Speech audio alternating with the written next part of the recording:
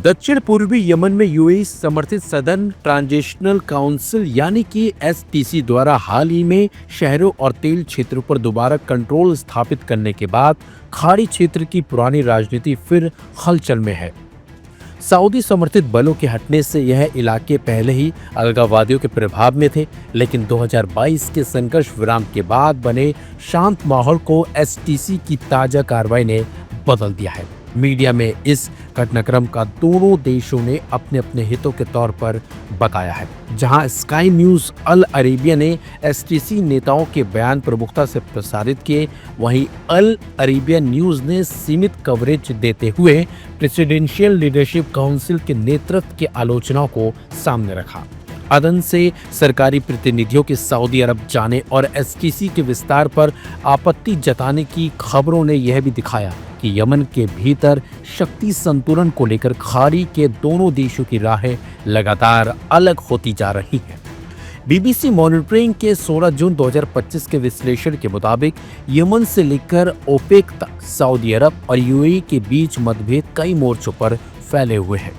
तेल उत्पादन नीतियों पर दोनों की असहमति, अफ्रीका और लाल सागर के भू राजनीतिक क्षेत्रों में प्रभाव बढ़ाने की प्रतिस्पर्धा और समुद्री सीमाओं पर या सात क्षेत्र को लेकर विवाद ने दोनों देशों के बीच तनाव को एक नया आयाम दिया है।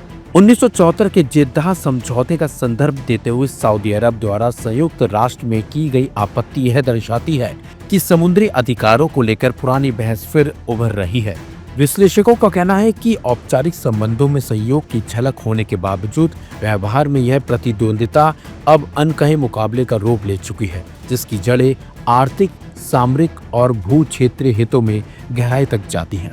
यमन युद्ध में दोनों देशों का रुख भी इस तनाव का प्रमुख कारण है। 2015 में सऊदी नेतृत्व वाले अभियान में संयुक्त अरब अमीरात एक अहम सहयोगी था, लेकिन दक्षिणी तट और रणनीतिक बंदरगाहों पर अपनी पकड़ मजबूत करने की महत्वाकांक्षा ने उसे एसटीसी जैसे गुटों के साथ खड़ा कर दिया है। इससे सऊदी समर्थित यमनी सरकार के साथ उसका टकराव अनिवार्य रूप से बढ़ा। हाल के सालों में यूएई ने प्रशिक्षण, इंटेलिजेंस सहयोग और सैन्य समझौतों के माध्यम से यमन में अपनी मौजूदगी को और मजबूत किया है। मायून द्वीप पर हवाई पट्टी विकसित करने जैसी रिपोर्टों ने भी सऊदी अरब की चिंताओं को गहरा किया है, क्योंकि यह क्षेत्र बाब अल मंदेब जैसी रणनीतिक जल मार्गों से जुड़ा हुआ है। इन सब के बीच यमन की जटिल परिस्थितियां यह साफ करती हैं कि सऊदी अरब और संयुक्त अरब अमीरात के रणनीतिक हित भले ही कई जगह मिलते हों, लेकिन मैदान में वह अक्सर एक दूसरे से विपरीत दिशाओं में खड़े दिखाई देते हैं, जो अब दिख भी रहा है।